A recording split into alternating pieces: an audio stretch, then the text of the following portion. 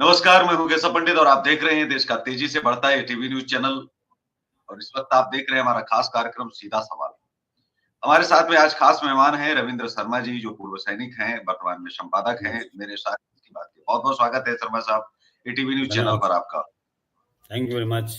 देश में आतंकी घटना को लेकर के चर्चा हो रही है देश में कि ब्लास्ट है, आतंकी घटना है, हालाँकि हर एंगल से जाँच हो रही है। राहुल गांधी जी, जी ने हादसा बता दिया है उसको, कहा है कि ये हादसा है, हादसा में जो लोग गए हैं।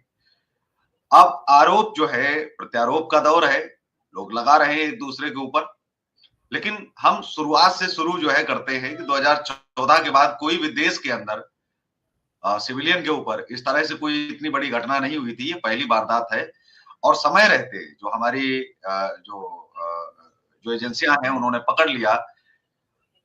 लेकिन सवाल ये उठता है कि फरीदाबाद, दिल्ली एनसीआर के अंदर इतनी बड़ी खेप में आरडीएक्स कैसे आया? जी। कैसे एजेंसियाँ जान नहीं पाईं? और जो अभी तक ये कहा जाता था कि ये भटके हुए नौजवान हैं, अब तो पढ़े-लिखे पकड़े जा रहे हैं। इतना डॉक्टर के साहब, बावजूद भी ये जाहिलपना, आखिर अब तो कम से कम जागना पड़ेगा उन लोगों को जो ये कह रहे थे, क्योंकि अब तो कोई बहाना भी नहीं बचा कि अनपढ़ हैं, बिल्कुल। के साथ कुछ ज्यादती हुई है, गलत हुआ है। जी, डॉक्टर साहब, इस देश की जो जनसंख्या है वो तकरीबन 150 करोड़ के आसपास है और 150 करोड़ लोगों की एक्टिविटी को वॉच करने के लिए जो सिस्टम लगता है उसको ऑब्जर्व करने में टाइम लगता है और टाइम रहते हुए ही जो हमारी सुरक्षा एजेंसी हैं उन्होंने इसको पकड़ा और मैं ये कहूँगा कि हम बहुत सस्ते में छूटे हैं। लेकिन जो लोग मारे गए हैं, जो इस दुर्घटना का शिकार हुए हैं कि हम बहुत सस्ते में छुटे। अगर आप ये देखिए कि अगर ये सारा जो विस्फोटक था, अगर ये सारा विस्फोटक यूज़ हो गया होता तब क्या होता? ये तकरीबन 3000 किलो था। अगर वो सारा यूज़ हो गया होता तब क्या होता? हमको ये भी सोचना चाहिए और सुरक्षा एजेंसियाँ हमारी हमेशा काम करती रहती हैं, कंटिन्यूएशन में काम करती है। अब जहाँ तक बात रही कि 2014 से लेके अभी तक कुछ नहीं हुआ, तो आपने देखा भी होगा कि 2014 से लेके अभी तक कितनी सारी इस टाइप की प्लानिंग को हमारी सिक्योरिटी एजेंसियों ने पकड़ा है और उनको अरेस्ट किया है। लेकिन घर के अंदर की ताकतें और घर के बाहर की ताकतें, दोनों ही इसमें बराबर लगी हुई हैं कि कुछ ना कुछ यहाँ पर करा जाए। और स्पेशली पाकिस्तान जो है वो इस उसकी मौके की तलाश में है कि हम कब किस तरह से करें। अब बात आती है कि ये पढ़े लिखे, देखिए अभी तो आपको पता चला है कि डॉक्टर्स इसके अंदर में इन्वॉल्व थे। अभी आप देख रुकिए, क्योंकि पहले क्या था कि कोई चने बेचने वाला, कोई अंडे बेचने वाला, कोई कुछ काम करने वाला, मतलब लोअर क्लास जो थी वो उसको टारगेट करते थे उनका ब्रेन वॉश करके। लेकिन अभी उनको समझ में आ गया कि यार भारत के अंदर में तो इन लोगों को बहुत ज्यादा कड़ी नजर रखी हुई है। इसलिए उन्होंने व्हाइट कॉलर्स को पकड़ना, इसके अंदर में लाना चालू किया है। डॉक्टर्स सोचिए, आप भला एक डॉक्टर जिसको पास में सभी इलाज के लिए जाते हैं, कोई उस पर यकीन कैसे करेगा? बहुत मुश्किल था यकीन करना। अब इसी श्रृंखला के अंदर आपको टीचर्स भी मिलेंगे, क्यों टीचर भी एक ऐसी बिरादरी है कि उसके ऊपर अविश्वास करना या डाउट करना बहुत ही कठिन होता है। अब इसके अंदर वो भी आपको पकड़ने में आएँगे, उसके अंदर में आपको और जो व्हाइट कॉलर्स हैं वो आएँगे। और ये जो कहते हैं ना कि भाई ये चलो वो छोटा तबका था उसका ब्रेन वॉश कर दिया। ब्रेन वॉश किसी का नहीं होता, बल्कि जिस किताब को ये मदरसे से पढ़ कर के आते हैं, किताब ही सबसे खतरनाक पहलू है इसका। और चाहे ये कहीं के भी हों, कोई भी मुसलमान किसी भी देश की बाउंड्रियों को नहीं मानता, वो सिर्फ़ मुस्लिम उम्मा को मानता है, वो उसी को फ़ॉलो करता है। और आज हमें आवश्यकता है कि जिस सिस्टम के भी अंदर, जिस डिपार्टमेंट के भी अंदर, जो भी मुस्लिम काम कर रहा है, जो भी, उसको बाहर निकालने की बहुत ज़्यादा ज़रूरत है, क्योंकि इनके ऊपर अब विश्वास करना मुश्किल है। किसी भी कीमत पर देश को इनके ऊपर विश्वास नहीं करना चाहिए। अब लोग कहते हैं कि सारे मुसलमान एक जैसे नहीं हैं, सारे हिंदू भी अच्छे नहीं हैं। बिल्कुल ठीक बात है। लेकिन जितने भी उग्रवादी आज तक पकड़े गए, जितने भी आतंकी आज तक पकड़े गए, चाहे देश के अंदर हैं।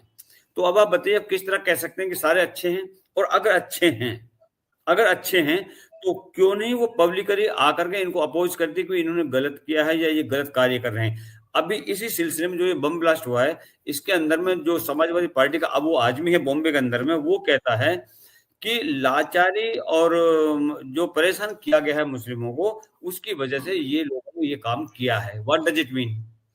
आप लोग अनवांटेड तरीके से, गलत तरीके से इनको डिफेंड कर रहे हो। अगर आप अभी भी अपना मुंह नहीं खोल सकते, तो मुझे कहने में बिल्कुल हिचक नहीं है कि इन लोगों को इस देश के अंदर में रहने का कोई अधिकार नहीं है। कानून को, देश की सरकार को पहली फुर्सत में कानून बनाना चाहिए कि इस टाइप के लोगों को तुरंत देश से डिपोर्ट करना चाहिए, चाहे वो कहाँ जाएंगे वो हमारा सिरदर्दी नहीं है। लेकिन जो तबका, जो डॉक्टर्स दुनिया कहते हैं कि भगवान से के बाद में डॉक्टर होते हैं, वो डॉक्टर इस टाइप का काम करेंगे तो कैसे देश चलेगा हमारा? तो मेरे विचार से इनको सबसे पहले निकालना चाहिए। अब रही कोर्ट की बात, जो हमारी जुडिशरी है, आपको याद हो बाबा रामदेव का जो प्रोडक्ट्स थे उनको लेकर के आईएम में सुप्रीम कोर्ट ने बगैर किसी एप्लीकेशन के, बगैर किसी दरख्वास्त के खुद अपनी मतलब उसका स्वतः ज्ञान लिया था। तो आज क्या सुप्रीम कोर्ट या आईएमसी में इंडियन मेडिकल काउंसिल जो है, आज क्या वो सो रहा है? आज उनको नहीं दिखाई दे रहा। क्यों नहीं इन डॉक्टरों का जो रजिस्ट्रेशन वो कैंसिल किया गया अभी तक? आखिर क्या चीज, क्या चाहते हैं इस देश के जो ये इस टाइप के लोग हैं? क्या सुप्रीम कोर्ट को ये दिखाई नहीं दे रहा? क्या इंडियन मेडिकल काउंसिल को ये दिखाई नहीं दे रहा कि किस टाइप के लोग थे, किस टाइप का इन्होंने काम किया है? क्यों नहीं उसको कर रही है? कोई पूछने वाला है? अगर कोई पूछता है तो जुडिशरी सबसे पहले कहती है कंटेम्प्ट ऑफ कोर्ट है। क्यों कोर्ट कंटेम्प्ट ऑफ कोर्ट है? ये क्या सवाल पूछना, देश के हित में सवाल पूछना गलत है क्या? अगर है तो इस सवाल को बार बार करा जाएगा, या तो आप इसके ऊपर एक्शन लीजिए, अन्यथा आपसे सवाल किया ही जाएगा। और ये खाली समाजवादी पार्टी नहीं, कांग्रेस की पार्टी, एक कांग्रेस के अंदर में एक एयरफोर्स की विंग कमांडर है, नाम उनका ध्यान से निकल गया मेरा, उस लेडी ने भी इनको डिफेंड किया है। अरे कुछ तो शर्म करो, तुम फौज के अंदर रह करके आए हो। आचार्य, वो विंग कमांडर आचार्य है शायद, हाँ। आप फौज के अंदर रह करके अपने देश को सर्व किया और आज आप आकर के देशद्रोहियों के साथ में खड़े हुए हो। शर्म आनी चाहिए इस टाइप के लोगों को। पता नहीं क्या सोच करके आए हुए हैं ये लोग, क्या ये सोच रहे हैं। और जो ये यूनिवर्सिटी है, जिस यूनिवर्सिटी के अंदर में ये लोग काम कर रहे हैं या जिन कॉलेजों में काम कर रहे हैं, उन कॉलेजों का भी रजिस्ट्रेशन पहली फुर्सत में कैंसिल होना चाहिए। पहले दो चीज। तीसरी चीज, जो कार इसमें यूज हुई है इस अटैक के अंदर में, आप उसका एक बार सीक्वेंस देखिए। वो कार बार बार बेची गई है और एक ऐसा वक्त आता है कि जब लास्ट आदमी ने ये खरीदी है, उससे पहले ये गाड़ी एक सेल परचेज वाली कंपनी को बेची गई थी। और जिस आदमी ने बेची थी वो आदमी भी मुस्लिम था, बाद में जिसने खरीदी है वो आदमी भी मुस्लिम था। अब ये हुआ कैसे, ये खेल भी हमें समझना जरूरी है। ये जिस आदमी ने सेल परचेज को बेची है, उसने इसलिए बेची वहां पर आकर के वो गाड़ी कि जिससे कि उन व्यक्तियों के पीछे वाली जो चैन है उसकी पहचान छिपे रहे। लेकिन ये कार खरीदी किसने? फिर मुसलमान ने। अब आप इनके लिंक मिलाइए, इनके सभी के लिंक मिलाइए, सब एक दूसरे से मिले हुए हैं। कहां से खरीदी गई, किसने बेची, किसने बेची, किसने बेची और किसने फिर खरीदी, ये सब। और जो मुजफ्फरनगर के अंदर जहां पे दूसरे एक डॉक्टर और पढ़ाता था, क्या जो, और वो एक बहुत ऊंचे दर्जे का, अच्छे दर्जे का हॉस्पिटल है जिसमें वो काम करता है। इस टाइप के जो हॉस्पिटल्स हैं, जब ये किसी को हायर करें, हॉस्पिटल नहीं, कोई भी कंपनी अगर किसी को हायर करती है तो उसकी हम एक इंक्वायरी करते हैं, वेरिफिकेशन करते हैं और साथ में पुलिस वेरीफाई भी करवाते हैं इसको कि भाई ये सब तरह से ठीक है। तो क्या इन हॉस्पिटलों ने इन डॉक्टरों का वेरिफिकेशन करवाया? अगर नहीं करवाया तो क्यों? और करवाया, और करवाने के बाद में ये सब हुआ तो इन लोगों ने अपने एम्प्लॉइज पर निगाह क्यों नहीं रखी? ये भी एक जरूरी है, क्योंकि इस बात से आप मुकर नहीं सकते कि हमारी जिम्मेदारी नहीं थी। आपकी भी उतनी जिम्मेदारी है। आप अपने यहाँ पर इंसान को नौकरी देते हैं या आतंकवादियों को नौकरी देते हैं, ये भी सोचने का हमारे लिए विषय है।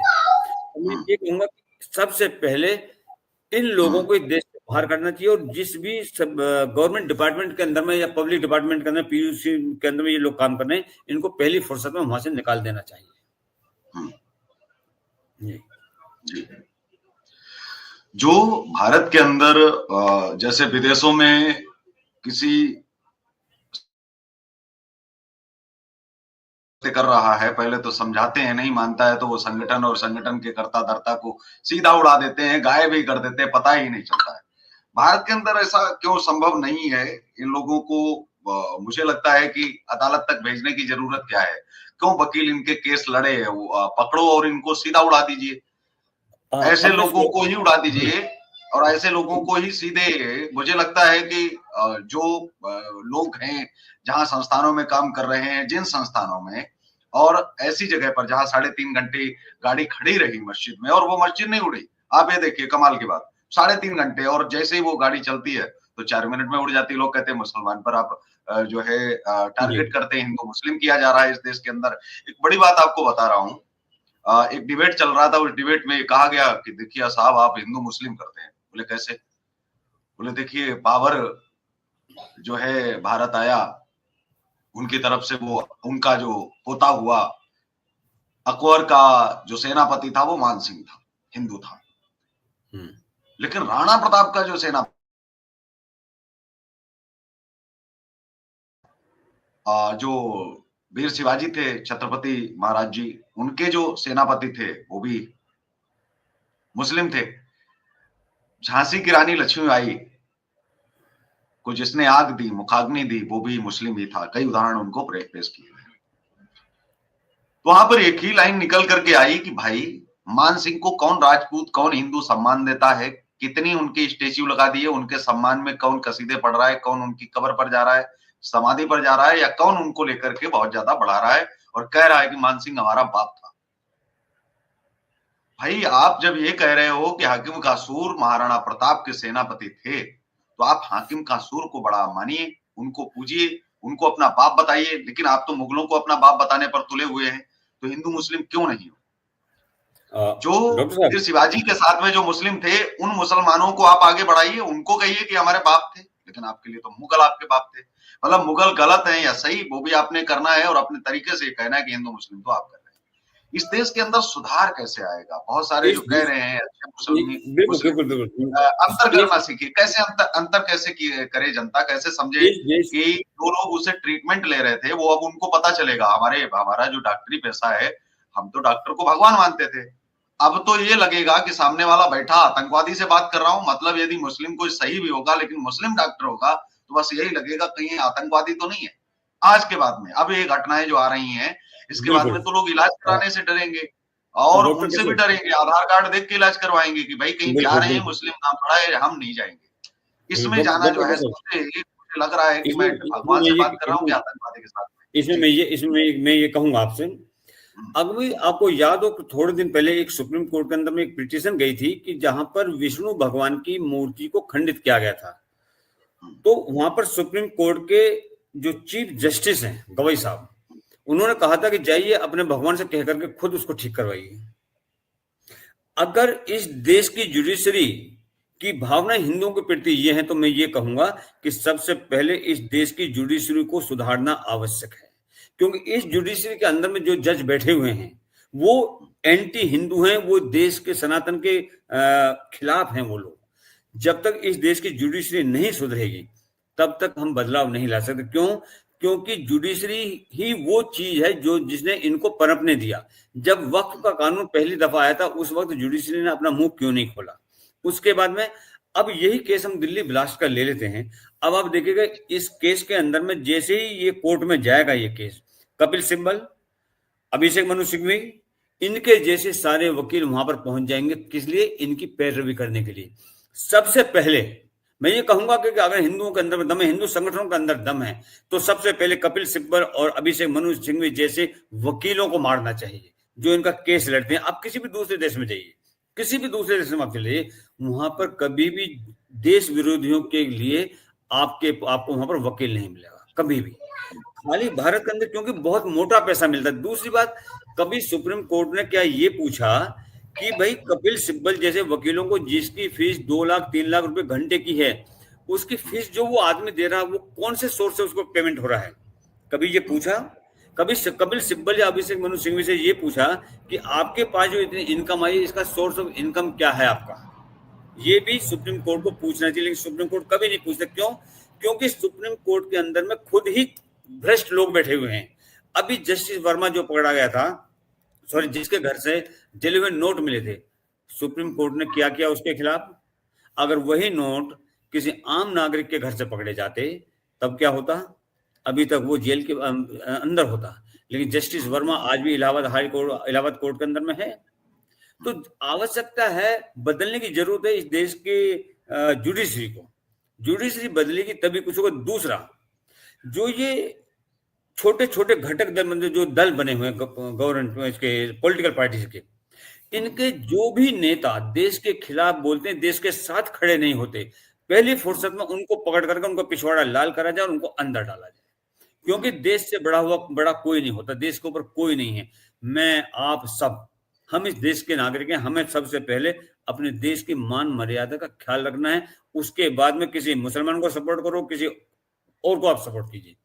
आवश्यकता है देश के साथ खड़े होने की। ये नहीं कि मुस्लिमों को परेशान किया गया, प्रताड़ित किया गया, उसके इसलिए इन्होंने अटैक किया। किसको करा था? ये डॉक्टर्स हैं, इनको किसने परेशान किया, किसने प्रताड़ित किया? बताइए थोड़ा सा। इनके पास में फाइनेंशियली कोई प्रॉब्लम थी? नहीं थी। फिर क्या हुआ कि इन्होंने ये काम किया? कहां? वो एक ही कारण था, मुस्लिम उम्मा।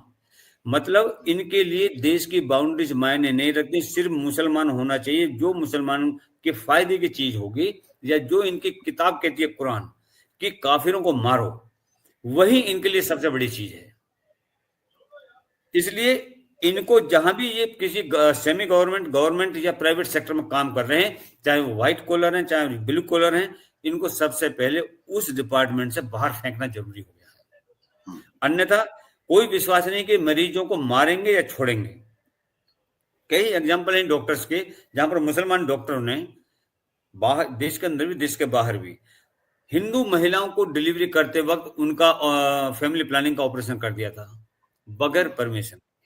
क्यों? तो ये सारी चीजें हमको करनी चाहिए, देश को करनी चाहिए, कदम उठाने चाहिए ठोस। और आज तो इतनी मजबूत गवर्नमेंट है, इतनी मजबूत सरकार है, इतना मजबूत हमारा प्रधानमंत्री, इतने मजबूत हमारा गृह मंत्री है, बड़े आराम से सारे काम हो सकते हैं। और दूसरा, अगर इस देश के अंदर में कोरोना के टाइम में लॉकडाउन लग सकता है ओवरनाइट, नोटबंदी हो सकती है ओवरनाइट, तो ये सब काम भी हो सकते हैं, ये काम भी हो सकते हैं। और दूसरा, सबसे बेहतर तरीका, इन लोगों के वोटिंग राइट छीन लीजिए। इस देश के जितने भी मुसलमान, इनके वोटिंग राइट्स आप खत्म कीजिए। क्योंकि अगर आप संविधान को पढ़ेंगे, संविधान में बड़ा क्लियर लिखा हुआ कि जिस दिन पाकिस्तान का बंटवारा हुआ था, उसी दिन से इस देश के अंदर रहने वाला हर मुसलमान पाकिस्तान का नागरिक होगा, उस दिन से। मतलब ये लेकिन आप मानते हैं इस बात को? जी, आप इस बात को मानते हैं कि 2014 में जिस समय नरेंद्र मोदी जी आए थे, उनको सबसे पहले पॉपुलेशन पर कंट्रोल जहां करना था, आज पॉल्यूशन की बात हो रही है, तो वो बिल नहीं लाना, क्या मानते हैं कि बहुत बड़ी गलती थी? 2 बच्चों को लेकर के जो है, पहली बार आते आते ही इनको जो कंट्रोल करना चाहिए था वो इन्होंने नहीं कंट्रोल किया। 4 शादियों की जो बातचीत होती है, 4 शादियां क्यों इस देश के अंदर होनी चाहिए? लात मार के भगाना चाहिए ऐसे कानूनों को। और एक शादी, सिर्फ एक देश, एक संविधान, एक विधान पर बातचीत होनी चाहिए, क्यों 4 होनी चाहिए? इस देश के अंदर जो समानता है, समान जो हम कहते हैं कि हिंदुओं के लिए केवल संविधान है और बाकियों के लिए संविधान नहीं है। संविधान तो इस देश को मानना पड़ेगा। पूजा पद्धति अपनी जगह, पूजा पद्धति के अलावा जितना भी चाहे शरिया कानून हो, यदि मनुस्मृति नहीं है तो शरीयत भी यहाँ क्या कर रही है? शरीयत मानी ही नहीं जानी चाहिए, शरीयत को पूरी तरह से बैन कर देना चाहिए, प्रतिबंधित। यदि मनुस्मृति प्रतिबंधित है तो फिर शरीयत क्यों प्रतिबंधित नहीं है? उस पर भी बातचीत होनी चाहिए। लेकिन साथ ही आते किसी अन्य धर्म को लेकर के, तो वहां साफ दिया है कि धर्म को मानने का अधिकार है, किसी संविधान को मानने का अधिकार नहीं है। कोई भी धार्मिक एंगल से आप अपने धार्मिक जो है कानूनों को मान्यता इस देश का कानून नहीं देता है कि धार्मिक कानून नहीं हम मानते। धार्मिक आस्था तो मानते हैं, लेकिन कानून नहीं इस देश में चलेंगे। तो कानून 75 सालों से चलते जा रहे हैं, इन चीजों को लेकर के भी बातचीत होनी चाहिए। दूसरा, जो मदरसे हैं उनमें कैमरे आखिर क्यों नहीं लगाए जा रहे हैं और आर्मी को उसका कंट्रोल क्यों नहीं दिया जा रहा है? प्रत्येक मदरसे में आर्मी की ड्यूटी भी लगाई जानी चाहिए। मुझे लग रहा है ऐसा, इस देश के अंदर मदरसे हो चाहे मस्जिद हो, इन दोनों पर। और मैं कह रहा हूँ कि सभी धार्मिक स्थलों पर यदि वो कह रहे हैं कि गुरुकुलों को तो शामिल कर लेना चाहिए, कि गुरुकुलों में भी आर्मी को शामिल किया जाना बहुत जरूरी है। और प्रत्येक दिन की जो वीडियोग्राफी है, ऑडियोग्राफी है, वो सब कुछ जो है होना चाहिए कंप्लीट प्रतिदिन का। जी डॉक्टर कैसा, मेरा सवाल ये है कि मदरसों में पढ़ करके आज तक, जो आजादी से लेकर आज तक जो मदरसे चल रहे हैं, मुझे आप 5 नाम से बता दीजिए जो मदरसे से पढ़ करके इंजीनियर बना, डॉक्टर बना या कोई और प्रोफेशन में गया है। 5 लोग मुझे बता दीजिए, कोई नहीं। नहीं, जिस इसलिए चीज को बंद मदरसा, नहीं कर सकते हैं वो समझा ही इसलिए नहीं सकते मदरसा, ना। हम आप मद उस पर चर्चा कर सकते हैं, वो नहीं समझना चाहते। वो कह रहे हैं कि हमें समझना ही नहीं है, हम नहीं कुछ बन पाए, कोई बात नहीं, लेकिन हमें चलते रहने चाहिए। लेकिन तो उनके हमको चल देश रहे के, हैं, लेकिन अगर हम हटा नहीं सकते हैं तो उसमें कुछ समाधान तो निकाल ही सकते हैं। नहीं उसको हटा तो लेकर नहीं के तो बातचीत हो सकते। सकती है। जी। मैंने एक ही बात कही कि अगर कोरोना में लॉकडाउन लग सकता है, नोटबंदी हो सकती है, तो सब कुछ हो सकता है, बस सिर्फ होना चाहिए गवर्नमेंट की इच्छा। पहले ही जब मोदी जी आए तो पहले टेन ओवर में, फिर दूसरे टेन ओवर में, फिर तीसरा टेन ओवर इनका जाने वाला है। इन्होंने फैमिली पॉपुलेशन कंट्रोल बिल क्यों नहीं किया? अगर नहीं किया है तो इस टाइप की चीजें होती रहेंगी हमेशा। पॉपुलेशन बढ़ेगी, कहाँ कहाँ आप किस किस को सर्विलेंस में रखेंगे, क्या क्या आप करेंगे, बहुत इम्पॉसिबल है। इसलिए जरूरत है इन लोगों की, इन लोगों के मतलब देश की पॉपुलेशन को कंट्रोल करने की। अच्छा, सबसे जो पहला दूसरा मुद्दा जो है। देश के अंदर जिसको सवर्ण कहा जाता है, जिसने बड़ा शोषण किया है, हालांकि शोषण वाले भी आजकल क्या क्या बोलते रहते हैं, उनको लेकर के एससी एसटी आपने दे दिया, मतलब उनको दूसरी तरफ मार रहे हैं। वो जो टैक्स का पैसा भर रहे हैं, आप उनको 7 लाख 8 लाख रुपए दे रहे हैं, वो कह रहे हैं कि हमको गाली गलौज कर दिया। इतना सिर्फ ए भर लिख देने से, जबकि 99% केस फर्जी हैं, और वो लोग इसलिए फर्जी केस करवाते हैं ताकि उनको पैसा मिल सके। थाने वाले मिल बांट बैठ के खाते हैं उस पैसे को, झूठे केस लिखे जाते हैं। तो एससी एसटी या तो एक ये हटा देना चाहिए, या तो फिर आप सवर्ण एक्ट ले आओ, क्योंकि सवर्णों को भी हर रोज कहीं बोला जाता है, बहुत सारी गालियां। तो सवर्ण लड़े किस किस से? देश के लिए लड़े, क्योंकि वो राष्ट्रवादी भी है। वो देश के लिए लड़े, या इन जातियों से लड़े, या फिर धर्म या मजहब से लड़े, किससे लड़े? इन राष्ट्र विरोधी ताकतों से लड़े, या सरकारी सिस्टम से लड़े, या पुलिस तंत्र से लड़े, या प्रशासन से लड़े। मतलब उसके पास तो सब कुछ 99% लोग उससे लड़ने के लिए खड़े हैं, और वो अकेला है 1% में। जी। तो ये कैसे संभव है कि वो लड़ाई जीतेगा? ये बड़ा असंभव लगता है। देखिए, जब देश कहता है कि इस देश में सभी को बराबर हक दिया हुआ, बराबर की हिस्सेदारी सभी की, और बराबर के सभी को अधिकार दिए गए हैं, अगर सभी बराबर है, एट पार है देश का हर नागरिक, तो फिर माइनॉरिटी क्यों, एससी एसटी क्यों? सभी के लिए एक कानून होना चाहिए, चाहे वो किसी भी तबके का हो। देखिए, हमने 70 ये एससी एसटी और ओबीसी जो बनाया गया था, ये इसलिए बनाया गया था कि आजादी के बाद से कि इन लोगों को हम एट पार लेके आ जाएं। और अभी सभी लोग एट पार है, मुश्किल से 1 या 2% हो सकता है कि कोई बहुत ज्यादा अति पिछड़ा वर्ग हो, तो उनको सिर्फ आप ऊपर उठा करके लेके आइए, ना कि उनको आप स्पेशल राइट्स दीजिए कि अगर कोई गाली दे देगा, उसको जाति संबोधक शब्द यूज करेगा, तो आप उसको उठा के जेल में डाल दीजिए। ये सब गलत है। इसलिए ये सारे कानून हटा करके प्लेन एक कानून होना चाहिए कि एक देश एक संविधान सभी नागरिकों के लिए हो। अगर मुझे एक बात बताइए, ये जो कहते हैं हम माइनॉरिटी, माइनॉरिटी जो कमीशन है, माइनॉरिटी की परिभाषा क्या है? तो ये माइनॉरिटी में कहां से है? और अगर ये माइनॉरिटी में है तो इतनी जनसंख्या कैसे होगी? माइनॉरिटी तो पाकिस्तान के अंदर में हिंदू हैं, माइनॉरिटी के अंदर तो पाकिस्तान में हिंदू हैं जो कि 2% है, 1% है, और वहां पर वो माइनॉरिटी में नहीं है। यहाँ पर नहीं, हमने तो जैन मुसलमान, क्या हुए? जैन जैन को क्यों आगे नहीं लाया जाता है? सिख अपनी आवाज क्यों नहीं उठाते हैं? वो माइनॉरिटी में नहीं आते हैं क्या? और अल्पसंख्यक यदि आयोग बनना देश में चाहिए, तो अल्पसंख्यक आयोग तो सिखों का बनना चाहिए, जैनों का बनना चाहिए। और भी धर्म है, तमाम है, ईसाइयों को लेकर के भी यदि हम बात करें तो वो भी तो बहुत कम जनसंख्या में है। ये तो टॉप पे पहुंच गए हैं। इन्होंने तो देश से ज्यादा जनसंख्या यहाँ कर ली है, बिल्कुल एक कंट्री से बिल्कुल। ज्यादा। ये तो यदि हम पाकिस्तान, अफगानिस्तान और बांग्लादेश तीनों को मिला ले, उससे ज्यादा यहाँ भरे पड़े हैं। और उन देश ये लोग नहीं बदलने वाले हैं। विदेशियों को बांध बांध के अमेरिका की तर्ज पर बाहर क्यों नहीं भेजा जाता है? जो विदेश के बांग्लादेशी जो यहाँ पढ़ने आते हैं, उन पर प्रतिबंध क्यों नहीं लगता है? जैसे देवबंद के अंदर पढ़ रहे हैं जो विदेशी आते हैं, और कई पकड़े गए। लगा सकते हैं कि बाहर से पढ़ने पर पूरी तरह से प्रतिबंध लगा दिया जाए कि भाई यहाँ के मदरसों में सिर्फ भारत के ही मुस्लिम पढ़ेंगे, क्योंकि भारतीय मुस्लिम, बाहर का मुस्लिम आएगा तो वो वैसे पहले से जिहादी और कट्टर है। तो ऐसे जिहादियों को बाहर निकालने के लिए बाहर के मुसलमान क्यों पढ़ने आते हैं? यदि वह जिहादी और आतंकवादी ही है, उनको जोड़ा क्यों जाता है? ये तो उनके साथ लिंक बनाने के लिए सरकार ही कहीं ना कहीं परमिशन दे रही है ना। कैसे बिल्कुल पाकिस्तान, आज तक हम देख रहे हैं कि पाकिस्तान, मैं भी एक दिन सोच रहा था कि पाकिस्तान के मुसलमानों के साथ भारत के मुसलमानों का कैसे संबंध है? मतलब रोटी बेटी का संबंध है भाई, आप परमिशन देते हो, रोटी बेटी का संबंध बना रहे हैं। वो संबंध जो है, उनके जितने जो अवैध संबंध हिंदुओं के लिए हैं, वो उनके लिए वैध संबंध है। तो दूसरा उनका संबंध यह है कि पाकिस्तान के, बांग्लादेश के जो बच्चे हैं वो पढ़ने यहाँ आते हैं, 20 साल 25 साल यहाँ पढ़ते हैं, यहाँ की सारी उनको और अपने ही चाचा ताऊ फूफा मामा जो यहाँ बनाए होते हैं उन्हीं की बहनों के साथ बेटियों के साथ शादी करते हैं और इन्हीं को लेकर के साथ में और हिंदुओं पर और भारतीयों पर विस्फोट करते हैं, मारते हैं उनको जान से। तो ये सरकार इतना खुला दरवाजा क्यों, मतलब ये खिड़की नहीं है, दरवाजा ही खुला छोड़ रखा है कि भाई आप सीधे आ जा सकते हो, तो इस पर प्रतिबंध क्यों नहीं? आर्टिकल 370 हटने से पहले आर्टिकल 370 में एक क्लोज दिया गया था कि पाकिस्तान का कोई भी आदमी इस देश के अंदर मतलब जम्मू कश्मीर की किसी भी लड़की से शादी कर सकता है और लड़की की जो प्रॉपर्टी यहाँ पर है उसका मालिकाना हक उसको होगा, लेकिन भारत का कोई भी व्यक्ति पाकिस्तान की लड़की से शादी नहीं कर सकता। ये क्लोज उसने दिया था और उसी का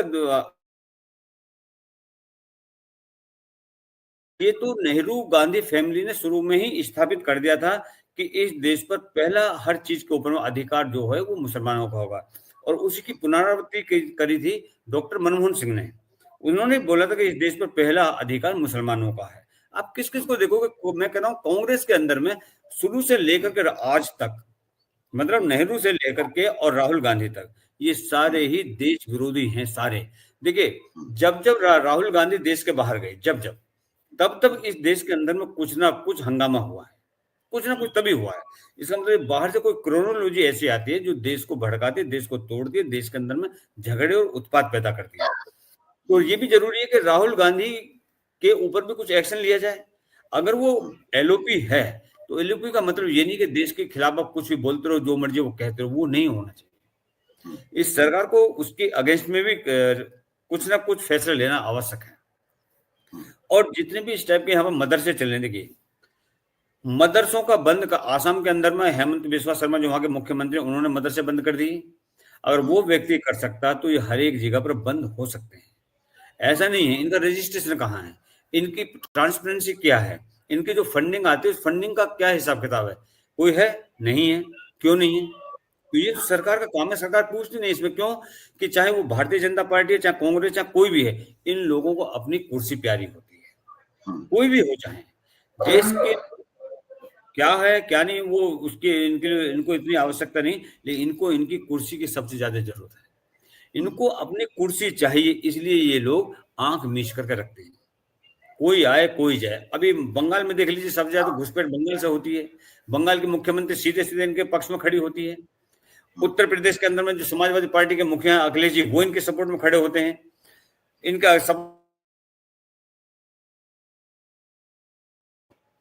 अगर कोई स्ट्रिक्ट एक्शन अभी की सरकार लेती है तो जितने भी विपक्षी दल हैं ये सारे इकट्ठे होकर के देश के अंदर में गृह युद्ध करवा देंगे, इसमें कोई शक नहीं है। जी, एक सवाल और है। भारत के अंदर जब भी आतंकवादी कोई घटना होती है तो ये बहुत सारे लोग आ जाते हैं, आरोप प्रत्यारोप सरकारों के ऊपर लगाना शुरू कर देते हैं, और फिर गैंग तो पहले से ही तैयार बैठे कि जी ये मोदी गवर्नमेंट में हो गया है, मतलब मोदी गवर्नमेंट में हो गया है तो मोदी जिम्मेदार हो गए। तो फिर कांग्रेस के दौर में जो हुआ था वो उसके लिए कांग्रेस जिम्मेदार क्यों नहीं है? वो तो आप कहिए कि मनमोहन सिंह ने ही बुलवा करके करवाया था। अजमान आमिर कसाब को बुलवाया था, रात को बिरयानी खिलाई घर में बिठा के, और राहुल गांधी के साथ खाई थी, सोनिया गांधी ने परोसी थी, और उसी बिरयानी को खाने के बाद AK-47 AK-57 उठा करके उन लोगों ने ताज होटल पर हमला किया था। तो ये क्यों नहीं भाई कबूलते हो, आप लोग स्वीकारते हो? क्योंकि उनको अनुभव ज्यादा है, 60 सालों से आप सत्ता में हो, आपको पता है कि सरकार ही करवाती है, तो फिर आप स्वीकारो कि हमने करवाया, हमारे दौर में हमने जितने भी आतंकी घटनाएं हुई उनके लिए, सबके लिए मैं जिम्मेदार हूँ पूरी तरह से। दूसरा आता है कि इस देश के अंदर, जी दूसरा और सवाल है, मैं 2 सवाल एक साथ ही कर रहा हूँ। दूसरा सवाल हमारा यह है कि इस देश के अंदर जैसा जब निज्जर जैसा आतंकवादी यदि कनाडा के अंदर मारा जा सकता है, कनाडा में जो गलत लोग थे थे या खालिस्तान की जो मूवमेंट चला रहे थे, एक तरफ से उनका कत्लेआम होना शुरू हो गया था, उनका एकदम बद होना, मतलब उनको मारने लॉरेंस बिश्नोई गैंग का नाम बता रहा था।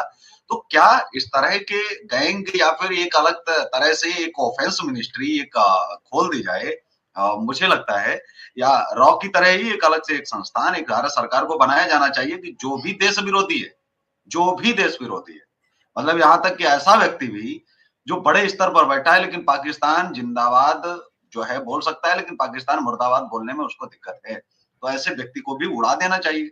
क्यों नहीं उड़ाने की जो है उसको लेकर के ऐसे संगठन देश में काम क्यों नहीं करें, जो सफाई भी करते रहें। केवल रॉ की तरह पता लगा के हमने जानकारियों का करना क्या? मतलब आप जानकारी इकट्ठा करिए, फिर उसको पकड़ के ले जाइए, दूसरी टीम जाएगी, पकड़ेगी, अदालत में करेगी। यहाँ लड़ने वाले बैठे हुए हैं, तो वो साबित करेंगे। सफाई अभियान क्यों शुरू नहीं होता है कि इस तरह से, जैसे हिटलर ने भी मैंने सुना है कि उसने भी अपने देश के अंदर जिस समय वो शासन कर रहा था, तो उसने एक अलग से एक एजेंसी बनाई थी जिसका काम था कि जो भी देश विरोधी या उसका जो विरोध करने वाली ताकतें, उनका सोपड़ा साफ, जो भी कम से कम चेन तो टूटेगी। मान लीजिए कि एक चेन में 10 लोग हैं, अब एक साथ तो वो बैठ नहीं रहे हैं, लेकिन कुछ हमें बीच के 2-4 लोगों के बारे में पता चला, तो 4 के 4 ही उड़ा दो, ठोक दो, तो कम से कम चेन टूटेगी, तो कम से कम काम जो है, उनका जो मिशन है, वो तो कम से कम नहीं हो पाएगा। हम उनको जिंदा क्यों रखना चाहते हैं? हमें क्यों ये चाहिए कि हमें ये चाहिए ही चाहिए, उसको फोड़ क्यों नहीं देते, उड़ा क्यों नहीं देते हैं? और फुल फैमिली पैकेज उनको दे देते हैं। तो इस तरह की कम से कम इस देश के अंदर एक जो है, मैं कह रहा हूँ कि एक एजेंसी कम से कम बनाई जानी चाहिए भारत सरकार को। जाते जाते, आते आते, ये तो हमेशा बदलता रहेगा, लेकिन सरकार को एक ऐसी एजेंसी जो इसमें देशभक्ति भर्ती होंगे और जिसका सरकार से भी कोई लेना देना नहीं रहेगा, उस एजेंसी का। सरकार को केवल पता है, लेकिन उनके नाम क्या है, चीजें क्या है, जिस तरह से सरकार के वो हमारे एक प्रधानमंत्री का भी नाम लिया जाता है कि उन्होंने जो है पाकिस्तान को बता दिया था हमारे रॉ के बहुत सारे एजेंट मरवा दिए गए। उसके बाद में हमारे पूर्व राष्ट्रपति जो हामिद अंसारी हैं, उन्होंने भी नाम बता दिए थे टर्की को, तो वो भी जो है मरवा दिए गए थे। तो अब हमारे जो रॉ के जो को ही पता होना चाहिए, कुछ भी होता है तो चीफ ही जिम्मेदार होगा, ये भी होना चाहिए। तो उनको एक अलग तरह से ट्रेंड ही किया जाए, जैसे एसटीएफ बनाया गया, एटीएस बनाया गया, तो इनको केवल एनकाउंटर के लिए रखा गया स्पेशल। तो एक देश विरोधी जो ताकतें काम कर रही हैं, उनको खत्म करने के लिए एक एटीएस की तरह ही एक एनकाउंटर के लिए स्पेशल ही, जिसका काम ही रहेगा ठोकने और मारने का। ठोको, मारो, खत्म करो, बात खत्म, उसके अलावा कुछ नहीं। तो इस तरह का कुछ किया जा सकता है, भारत सरकार को नहीं करना पड़ेगा आज नहीं तो कल, क्योंकि बड़ी जनसंख्या है। चेन तोड़ने के लिए इनको ये करना ही ऐसी एक होनी चाहिए। रॉ का मतलब रिसर्च एंड एनालिसिस विंग, ठीक है। एक विंग बनना चाहिए किलिंग विंग। लेकिन अगर ये सरकार बना देती है और कल को ये सरकार यहाँ नहीं देती है, तो पता क्या होगा? इस देश के अंदर में हामिद अंसारी जैसे उपराष्ट्रपति, आई के गुजराल जैसे प्रधानमंत्री, मोरारजी देसाई जैसे प्रधानमंत्री इसी देश के अंदर पैदा हुए हैं, जिन्होंने रॉ के पूरे नेटवर्क को मरवा दिया था। तब क्या करेंगे आप? तब क्या नहीं, करेंगे मैं आप? यहीं पर कह रहा हूँ कि जिसमें सिर्फ केवल हिंदुओं को ही वरीयता दी जाएगी, सिर्फ हिंदुओं को, और कई चीजें ऐसी हैं कि एक मिनट उनके रुकिए, जो रुकिए, रुकिए, नाम है वो सरकार मैं को दिए ही नहीं जाने चाहिए, रुकिए सरकार तो को नाम सही। ही नहीं दिए। जी। नहीं नहीं, नाम कैसे नहीं देंगे? अगर इस देश का प्रधानमंत्री जो है उसके पास में हर चीज की इंफॉर्मेशन होती है, उसको अधिकार है कि वो किसी भी डिपार्टमेंट से किसी कोई भी इंफॉर्मेशन निकाल सकता है, पूछ सकता है। उस वक्त आप क्या करेंगे? हामिद अंसारी के अलावा आई के गुजराल, मोरारजी देसाई, ये हिंदू ही थे ना? क्या किया था इन्होंने? इन्होंने मरवा दिया था ना पूरा नेटवर्क हमारा। तो जो भी अगर ऐसा बनता, कल को कोई दूसरी सरकार आती है, स्पेशली जो विपक्षी पार्टियां अगर ये बन जाती हैं, तब तो वो पूरा नेटवर्क खत्म कर देंगे हमारा। मतलब हम लोगों को मरवाने के लिए ऐसा करेंगे। हाँ, एक तरीका इसका हो सकता है, जिस तरह भी लोग कह रहे हैं कि बिश्नोई गैंग, उसको हम सपोर्ट कर सकते हैं, उनको मजबूत कर सकते हैं कि इस टाइप की जो देश विरोधी ताकतें उनको खत्म करा जाए। और ये केवल उग्रवादी नहीं, देखिए देश विरोधी ताकत कौन है? जिनसे सबसे बड़ा हमें खतरा है वो है इस देश के सेकुलर लोग। मुसलमानों से ज्यादा खतरनाक इस देश के अंदर में सेकुलर है, जिनको कीड़ा काटता है आपसी भाईचारे का। तो सबसे पहले उनको पहली फुर्सत में ठिकाने लगाना आवश्यक है। उसमें वो वकील जो कि हमेशा उग्रवादियों के, आतंकियों के केस लड़ते हैं, उनकी भी सफाई करनी आवश्यक है। उनकी भी आवश्यक है उतनी ही, जितने की जितने खतरनाक ये उग्रवादी और आतंकवादी हैं, उतने ही खतरनाक वो वकील हैं जो उनको सपोर्ट करते हैं। क्योंकि जो चोर का साथ देता है या जो आतंकवादी का साथ देता है, उसको आतंकवादी समझा जाता है। ये तो सरकार का रूल है। जो वकील सारे केस उन्हीं के लड़ते हैं, तो उनको क्यों नहीं हम समझे अपराधी?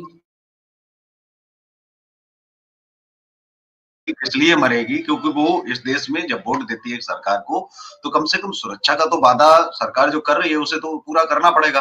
अब उसके लिए उनको सफाई अभियान चलाना पड़े, उनको जनसंख्या नियंत्रण चलाना पड़े, उनको जो कट्टरवाद, जो जिहाद इस देश के अंदर जो चल रहा है, इसको नियंत्रण के लिए कोई काम नहीं हो रहे हैं।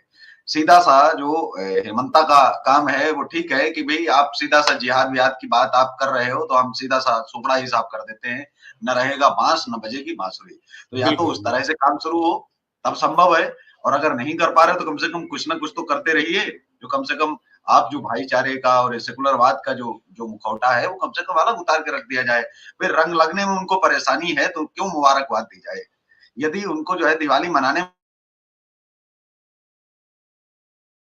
करे, क्यों उनकी हम जाने सुने, क्यों चीजें ऐसी करें। तो इस देश के अंदर सीधा सा है कि अपना अपना सब करें, संविधान को जो मान रहा है हम केवल उसको मानेंगे।